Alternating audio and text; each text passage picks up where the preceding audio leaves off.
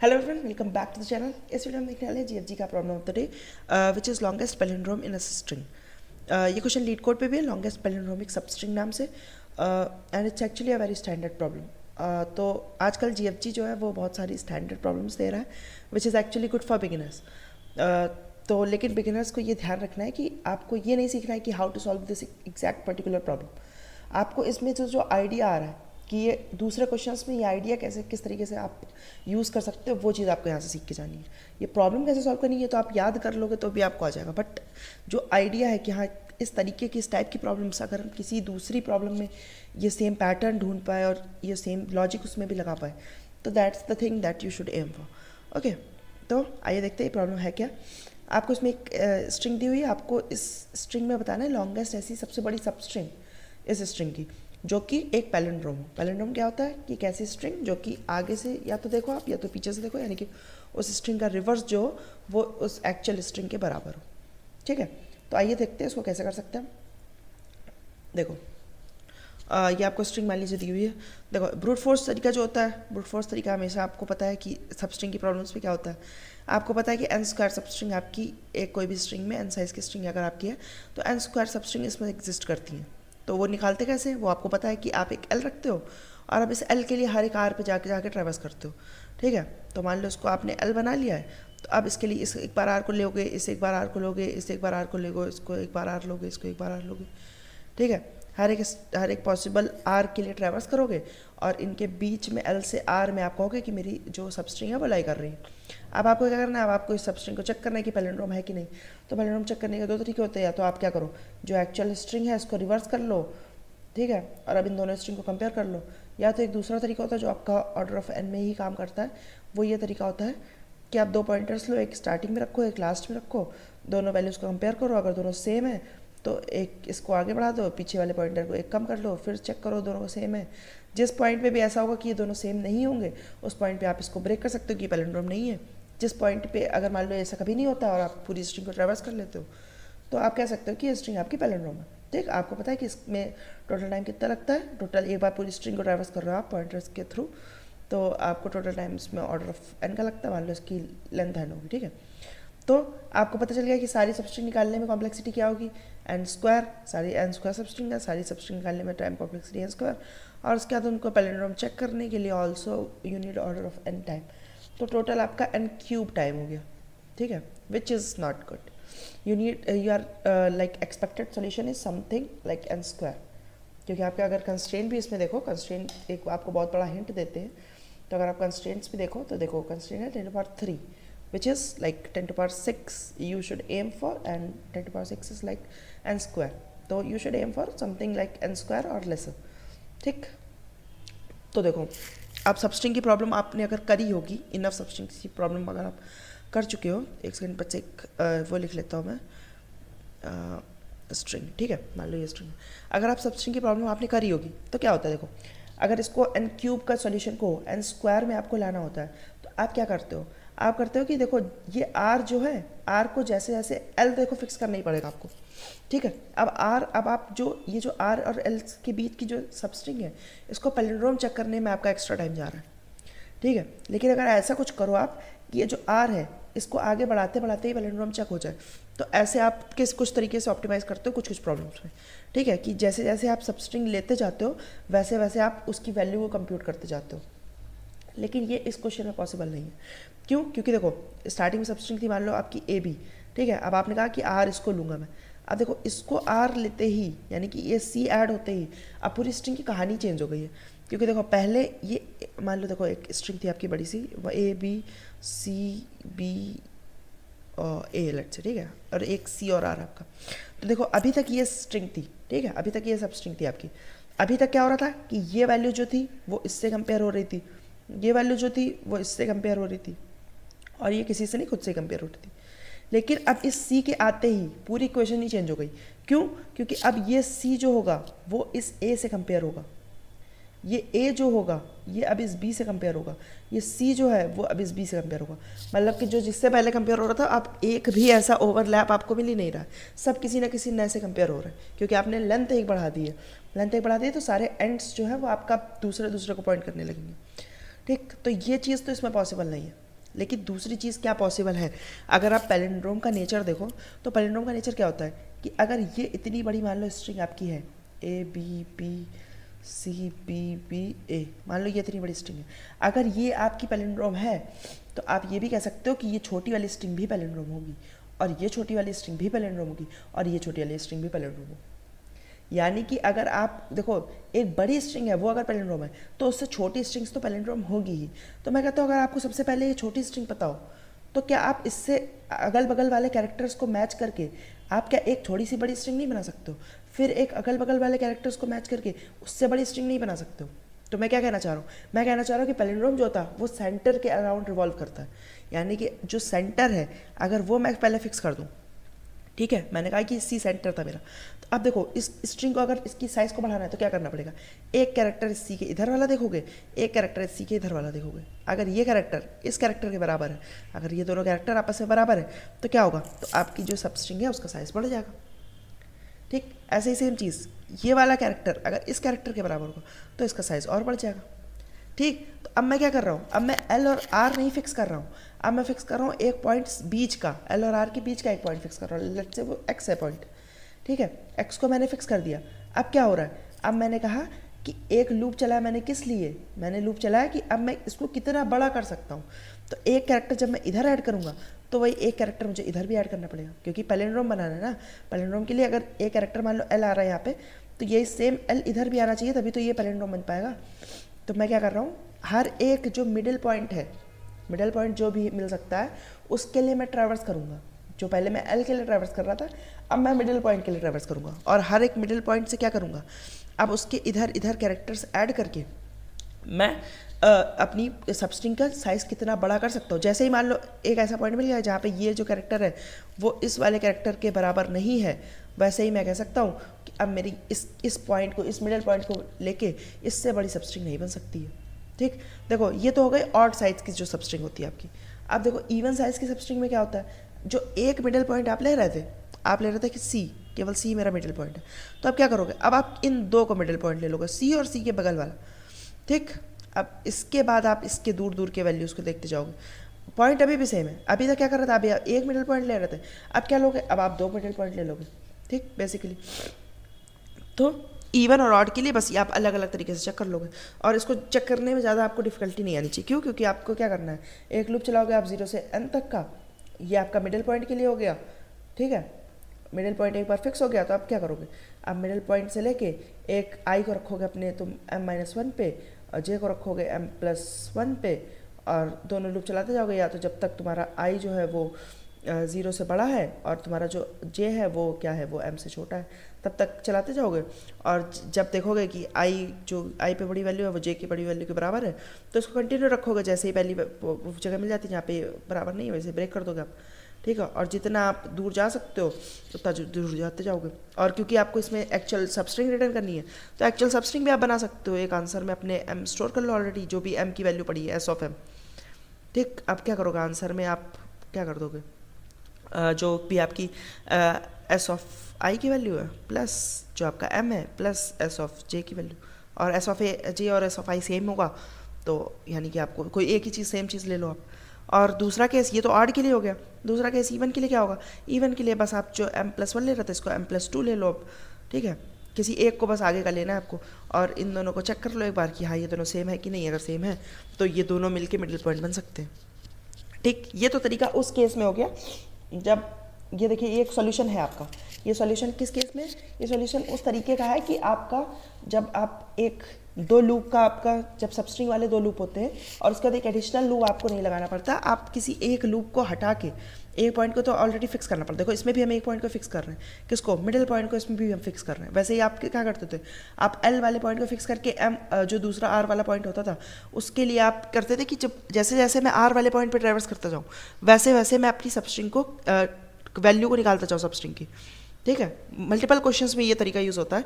तो इस क्वेश्चन में क्योंकि ऐसे नहीं यूज़ हो सकता था, क्योंकि लास्ट में अगर कैरेक्टर ऐड करोगे तो आपकी पूरी सबस्ट्रिंग बेकार हो जाएगी, लेकिन अगर आप दोनों तरफ से कैरेक्टर्स ऐड करोगे तो वो पैलिंड्रोम की प्रॉपर्टी को सेटिस्फाई करते जाएंगे। ठीक, तो ये तरीका हो सकता है, बिल्कुल आप इस तरीके को यूज़ कर सकते हो। मुझे एक दूसरा तरीका इसको सॉल्व करने का और पसंद आता है, जो कि है डीपी वाला तरीका। मतलब एक तरीके से आप कह सकते हो कि डीपी वाला तरीका है। ठीक, ये मैंने भी कहीं से सीखा था, तो आइए देखते हैं कि ये डीपी वाले तरीके से आप इसको कैसे कर सकते हो। देखो, तो इस तरीके में क्या होता है, इस तरीके में क्या होता है कि आपको एक स्ट्रिंग दी होती है।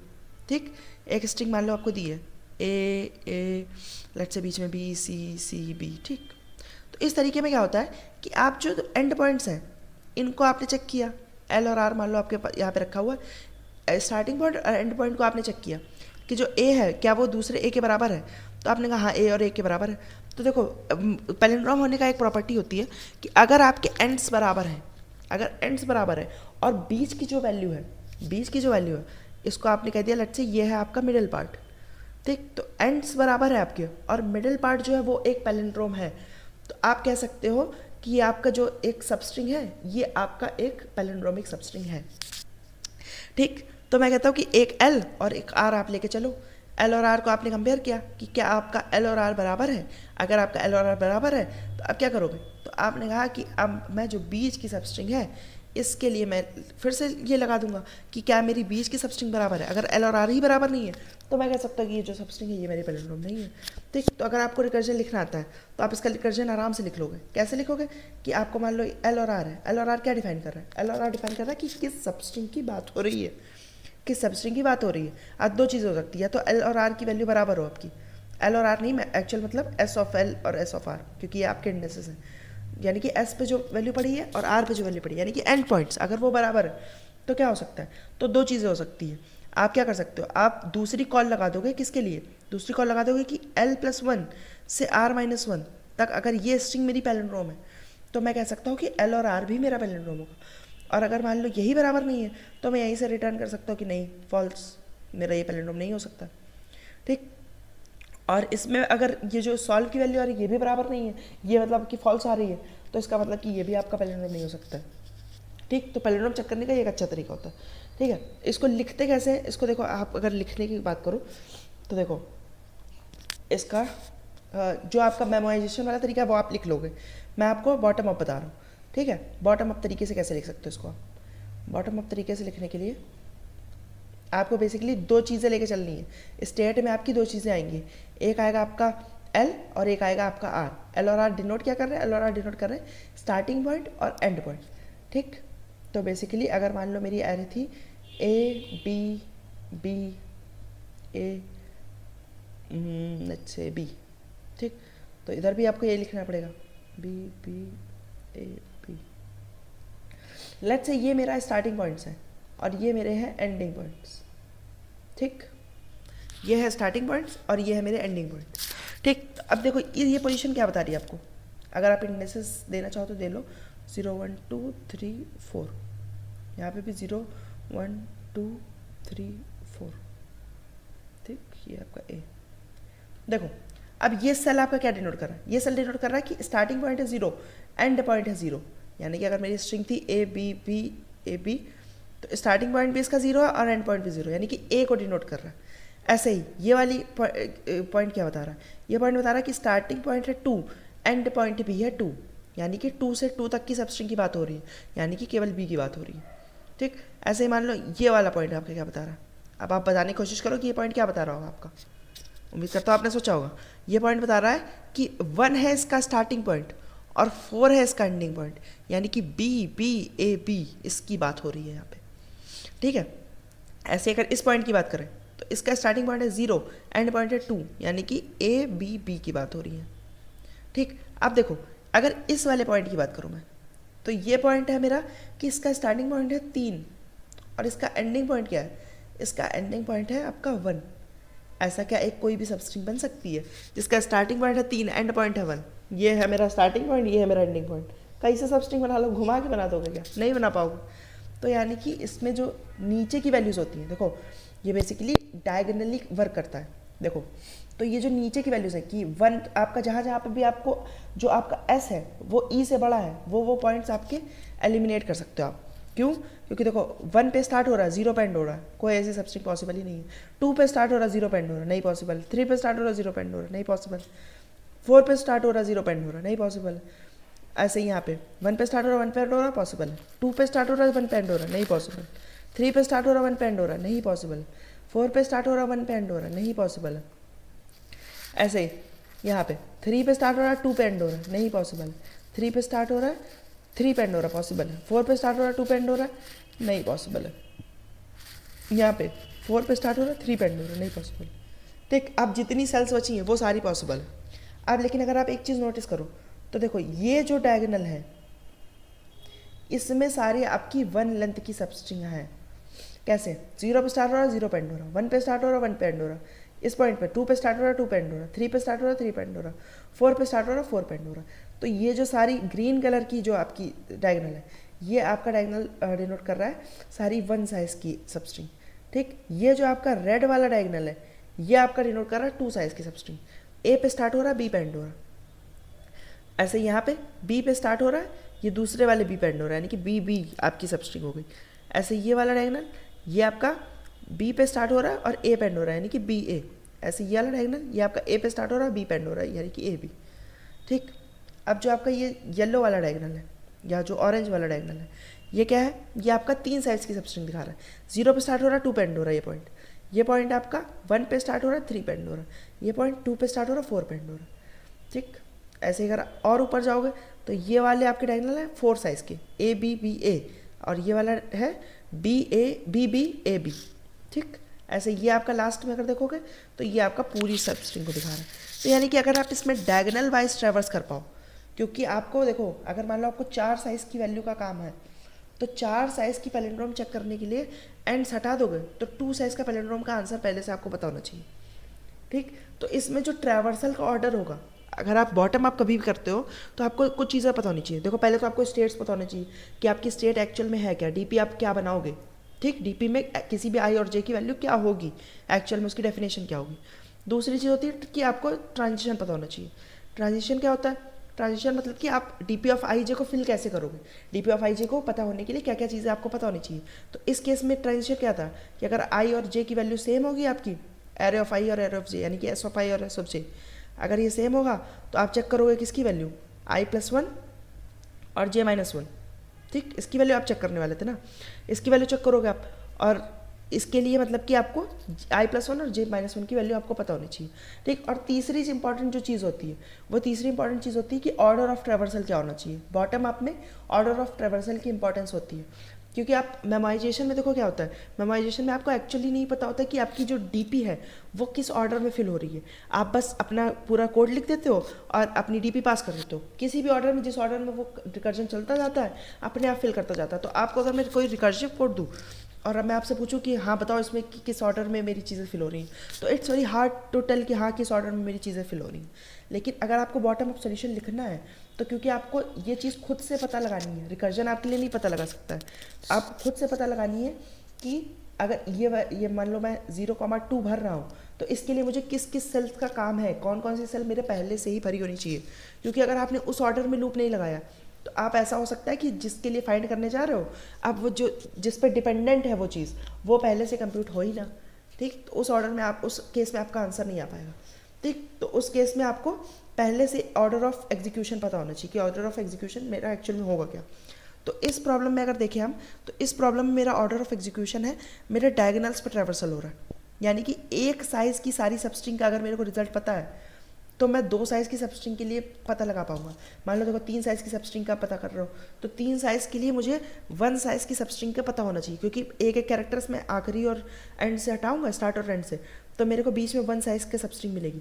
तो मेरे अब 3 साइज़ के पता लगाने के लिए मेरे को 1 साइज़ का पता होना ज़रूरी है। ऐसे ही 4 साइज़ के लिए मुझे 2 साइज़ का पता होना चाहिए। ऐसे ही 5 साइज़ के लिए मेरे को 3 साइज़ का पता होना चाहिए। ठीक, तो मतलब कि बड़े वाले सबस्ट्रिंग के लिए, बड़ी साइज़ की सबस्ट्रिंग के लिए मुझे छोटी साइज़ की सबस्ट्रिंग का पता होना चाहिए। तो इसलिए मैं पहले 1 वाले सारों पर ट्रैवर्स करूँगा, फिर 2 वालों पर ट्रैवर्स करूँगा, फिर 3 वालों पे करूँगा, फिर 4 वालों पे करूँगा, फिर 5 वालों पे करूँगा। तो अब एक्चुअल में देखो मैं ट्रैवर्सल कर कैसे सकता हूँ। एक्चुअल में ट्रैवर्सल करने के लिए मेरे को ये पता है, देखो ये डायगोनल एक्चुअली में क्या पैटर्न फॉलो कर रहा है। देखो सारे जो डायगोनल्स हैं ये मेरे 0th वाले आई से स्टार्ट हो रहे हैं, 0th रो से स्टार्ट हो रहे हैं सारे डायगोनल्स। ठीक, और सारे डायगोनल्स एंड कहाँ पे हो रहे हैं, देखो ये वाला डायगोनल कहाँ पे एंड हो रहा है, ये n-1th कॉलम में एंड हो रहा है। ठीक, ऐसे ये वाला डायगोनल कहाँ एंड हो रहा है, ये भी n-1 कॉलम में, ये भी लास्ट कॉलम में, ये भी लास्ट कॉलम में। तो यानी कि स्टार्टिंग पॉइंट सबका क्या है, स्टार्टिंग पॉइंट है जो भी आपकी वो डायगनल की वैल्यू है। डायगनल की वैल्यू ये थी 0th वाला डायगनल, ये फर्स्ट वाला डायगनल, ये सेकंड वाला डायगनल, ये थर्ड वाला, ये फोर्थ वाला। तो जो भी डायगनल की वैल्यू थी उस वाले वो उसके आई की वैल्यू हो गई। और जो आपके उसकी वैल्यू है क्या, जो एंड कहाँ पे हो रहा है, एंड सारा हो रहा है लास्ट वाले कॉलम में। ठीक, तो जो ट्रैवर्सल होगा वो मेरा इसी ऑर्डर में होगा। किस ऑर्डर में, कि पहले मैं डायगनल्स पर ट्रैवर्सल करूँगा और मेरा आई और जे क्या होगा, आई मेरा स्टार्टिंग में कहाँ पे होगा, आई होगा मेरा जिस वाले, आई देखो सारे जीरो पे स्टार्ट हो रहे हैं, और जे कहाँ पे स्टार्ट हो रहा है, जे स्टार्ट हो रहा है जिस कॉलम की बात हो रही है। और एंड कंडीशन क्या होगी, एंड कंडीशन होगी मेरी कि सारे डायगनल्स मेरे लास्ट वाले कॉलम पे आके एंड हो रहे हैं। ठीक, अब अगर मैं ट्रांजिशन की बात करूँ तो देखो ट्रांजिशन के लिए क्या कर रहे थे हम, किसी भी पॉइंट पे मान लो खड़े हैं। अब इस पॉइंट पे हमने क्या चेक किया कि एस ऑफ आई और एस ऑफ जे की वैल्यू बराबर है कि नहीं। अगर वैल्यू बराबर है तो क्या करूँगा, मैं एक कैरेक्टर इधर से छोड़ूंगा, एक कैरेक्टर इधर से छोड़ूंगा, इधर से कैरेक्टर छोड़ूंगा तो किस पे आ जाऊँगा, तो i+1 पे आ जाऊँगा। ठीक, क्योंकि देखो मेरा डायगनल इस वाले डायगनल पे आऊँगा ना, 3 के लिए किस पे आऊँगा, 3 के लिए फर्स्ट वाले डायगनल पे आऊँगा। तो यानी कि एक्चुअल में क्या कर रहा हूँ, मैं ए को इधर से छोड़ रहा हूँ और एक मतलब कि एंड पॉइंट में पीछे आ रहा हूँ, और स्टार्ट पॉइंट में क्या कर रहा हूँ, स्टार्ट पॉइंट में एक आगे जा रहा हूँ। तो यानी कि किसी भी i कॉमा जे के लिए क्या करूँगा मैं, i कॉमा जे के लिए मेरे को आंसर पता होना चाहिए i+1 कॉमा j-1 का। अगर मेरे को इसका आंसर पता है और मेरे को ऑर्डर ऑफ एग्जीक्यूशन पता है, अपनी पूरी डीपी भरता जाऊँगा। और देखो क्योंकि देखो जिस भी पॉइंट पे मेरे को ट्रू मिलता जाएगा, अब उस वाले डायगोनल की जो लेंथ है वो मेरी मैक्सिमम पैलिंड्रोमिक सबस्ट्रिंग की लेंथ होगी। ठीक है, जिस भी डायगोनल पे जिस भी पॉइंट पे जाऊंगा मैं, उसकी जो लेंथ होगी वो मेरे मैक्सिमम पैलिंड्रोमिक सबस्ट्रिंग की लेंथ होगी। ठीक, तो ये कह सकते हैं। तो आइए देख लेते हैं एक बार ये लूप कैसे लिखना है। ये लूप में आप हो सकता है थोड़ा सा कंफ्यूज होगा। तो देखो ये लूप एक्चुअल में लिखना कैसे है, डीपी वगैरह आप सब बना लोगे।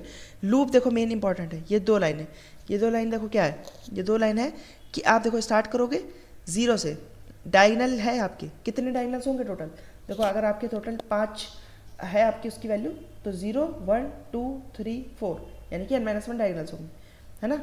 नहीं, टोटल डायगनल्स तो n होंगे, यानी कि 0 से n-1 तक के आपके। ठीक है, हर एक जो आई होगा वो आपका स्टार्टिंग पॉइंट होगा किसी ना किसी डायगनल का। ठीक, तो बेसिकली डायगनल्स पर ट्रैवर्स करा आपने कि कौन से डायगनल की बात हो रही है।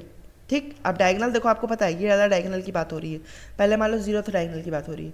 तो अब आई और जे कैसे पता लगाओगे आप, आई और जे देखो अभी मैंने आपको बताया था कि आई क्या होगा, आई यानी कि आपका स्टार्टिंग पॉइंट। स्टार्टिंग पॉइंट क्या हो रहा है, हमेशा स्टार्टिंग पॉइंट हो रहा है, जो भी डायगनल की वैल्यू है वो आपका स्टार्टिंग पॉइंट होता है। जो भी डायगोनल की वैल्यू है वो आपका स्टार्टिंग पॉइंट होता है। देखो यहाँ पे डायगोनल की वैल्यू क्या थी, डायगोनल की वैल्यू थी 0, यहाँ पे डायगोनल की वैल्यू क्या थी, यहाँ पे डायगोनल की वैल्यू थी आपकी, देखो सारे डायगोनल स्टार्टिंग पॉइंट यानी कि आई की बात हो रही है, स्टार्टिंग पॉइंट ये वाले इसकी बात हो रही है। तो ये देखो सब में 0 से स्टार्ट हो रहा है। ठीक है, हर एक डायगोनल तुम्हारा 0th रो में स्टार्ट होता है, यानी कि स्टार्टिंग पॉइंट सबका क्या होगा, स्टार्टिंग पॉइंट सबका 0 ही होगा।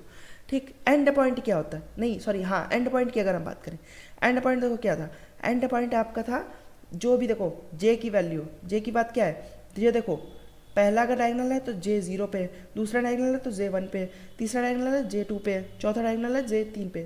ठीक, तो बेसिकली आई आपका हर एक बार 0 पे ही रहेगा, और जो आपका जे है वो जे रहेगा जो भी डायगोनल की बात हो रही है उस पर। ठीक, और देखो एंड कंडीशन क्या थी आपकी, आपका ये डायगोनल खत्म कब होगा, ये डायगोनल तब खत्म होगा जब आपका जो जे है, जे कहाँ पे आ जाए, जे आ जाए आपका लास्ट वाले कॉलम में। ठीक, तो यानी कि जे आपका जब आ जाए लास्ट वाले कॉलम में, यानी कि जे जब तक लेस देन n है तब तक चलेगा। और आपको करना क्या है, बेसिकली आपको हर बार क्या करते जाना है, हर बार डायगोनल में एक नीचे आओगे तो यानी कि आई भी प्लस हो रहा है और जे भी प्लस हो रहा है डायगोनली। अगर कभी भी आपने डायगोनल में ट्रैवर्सल करा हो तो यहाँ इस पॉइंट पे आप तो एक आई प्लस करोगे तो नीचे आओगे, जे प्लस करोगे तो इधर जाओगे। तो बेसिकली आप डायगोनल पे ट्रैवर्स करोगे तो आई भी प्लस होता है, जे भी प्लस होता है। ठीक, अब आपको सेम चीज़ करनी है, क्या करना है, ट्रैवर्स करते वो करते जाना आपको। पहले अगर डी 0th वाले अगर डायगोनल की बात हो रही, 0 डायगोनल में आपको पता है कि खाली एक एलिमेंट होगा, एक एलिमेंट हमेशा पैलिंड्रोम होता है। तो अगर 0th डायगोनल की बात हो रही है तो आप कह सकते हो कि हमेशा पैलिंड्रोम होगा। और आप आंसर बनाने के लिए आप क्या स्टोर कर सकते हो, आंसर बनाने के लिए आप अपना आई और जे स्टोर करते चल सकते हो। ठीक है, लास्ट में आप वही सबस्ट्रिंग आई और जे के बीच की सबस्ट्रिंग जो होगी वो रिटर्न कर दोगे। ठीक, एक साइज का डायगोनल यानी कि डायगोनल 1, ये डायगोनल 1 है, 1 डायगोनल क्या होगा, 1 डायगोनल है 2 साइज का, ठीक है। तो बेसिकली अगर आप पैलिंड्रोम देखो तो या तो आपका इवन साइज़ का पैलिंड्रोम होगा तो उसका सेंटर क्या होगा, उसका सेंटर होगा 2 साइज़ का। अगर ऑड साइज़ का पैलिंड्रोम होगा तो उसका सेंटर होगा 1 साइज़ का। ठीक, तो 1 साइज़ यानी कि 0 डायगनल की बात हो रही है। 0 डायगनल में सब कोई पैलिंड्रोम होता है। 1 साइज़ की डायगनल यानी कि 1th डायगनल यानी कि 2 साइज़ का डायगनल जो होगा उसमें क्या होता है पैलिंड्रोम की कंडीशन, जो भी आपकी 2 वैल्यूज़ हैं वो आपकी सेम होनी चाहिए। अगर दोनों वैल्यू सेम है तो यानी कि आपका जो वो पैलिंड्रोम है वो है। अगर पैलिंड्रोम है तो यानी कि आप फिर से अपने आंसर को अपडेट कर सकते हो। और अब जनरल केस की बात हो रही है। अब किसी भी डायगनल की बात करो आप, उस डायगनल के लिए अगर आपके जो एंड्स है यानी कि एस ऑफ आई और एस ऑफ जी की वैल्यू बराबर है, एंड से बराबर है, और बीच का जो वैल्यू है वो पैलिंड्रोम है। बीच का वैल्यू कैसे पता चलती है, डायगनली नीचे आके, डायगनली नीचे कैसे आते हो, i+1 और j-1। अगर ये आपका पैलिंड्रोम है और ये जो एंड्स है वो आपके सेम है तो यानी कि आप कह सकते हो कि ये भी आपका पैलिंड्रोम होगा। ठीक, और लास्ट में क्या कर सकते हो, लास्ट में आप अपना आंसर फाइनली रिटर्न कर सकते हो क्योंकि आपको एंड आई और जे की वैल्यू पता है कि किसके बीच की डायगनल की बात हो रही है। ठीक, तो ये हो सकता है, देखो आपके पहला तरीका जो मैंने आपको बताया था वो तरीका आपके लिए बहुत ही ईजी होगा। ठीक है, बहुत ही ईजी होगा समझने के लिए, और ये तरीका कई जगह यूज़ भी होता है। ठीक, लेकिन ये जो दूसरा तरीका मैंने आपको बताया ये थोड़ा सा हार्ड होगा आपको समझने के लिए। इसका मेमोराइजेशन फिर भी आपके लिए हो सकता है ईजी हो, लेकिन अगर आपने ज़्यादा बॉटम अप नहीं कर रखा है तो हो सकता है इसको समझने में आपको थोड़ी सी कठिनाई हुई हो। लेकिन आपको बस ये समझना है कि एक तरफ मैं स्टार्टिंग पॉइंट लेके चल रहा हूँ, एक तरफ मैं एंड पॉइंट लेके चल रहा हूँ। अब क्योंकि मैंने अपना ऑर्डर ऑफ एग्जीक्यूशन निकाला, क्योंकि वो भी इंपॉर्टेंट है बॉटम मैप में, वो बहुत इंपॉर्टेंट है। क्योंकि ऐसा हो सकता है कि आप किसी पॉइंट पे गए, आपको इसके लिए जिसकी वैल्यू पहले से पता होनी चाहिए वो वैल्यू आपको पता ही नहीं है। ठीक, तो ऑर्डर ऑफ एग्जीक्यूशन बहुत इंपॉर्टेंट है बॉटम अप लिखने के लिए। अब आपने बॉटम अप में ऑर्डर ऑफ एग्जीक्यूशन अपना पता किया, तो ऑर्डर ऑफ एग्जीक्यूशन था कि आपका डायगोनल्स पर ट्रैवर्सल करना है आपको।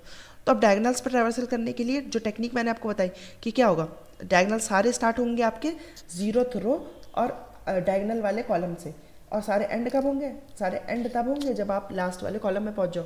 ठीक है, और हर बार ट्रांजिशन के लिए i+1 करोगे, j+1 करोगे। ठीक, अब किसी भी i और j पे आप पहुंचे, स्टार्ट पॉइंट एंड पॉइंट पता है आपको, तो आप कैसे पता करोगे कि ये पैलिंड्रोम है कि नहीं।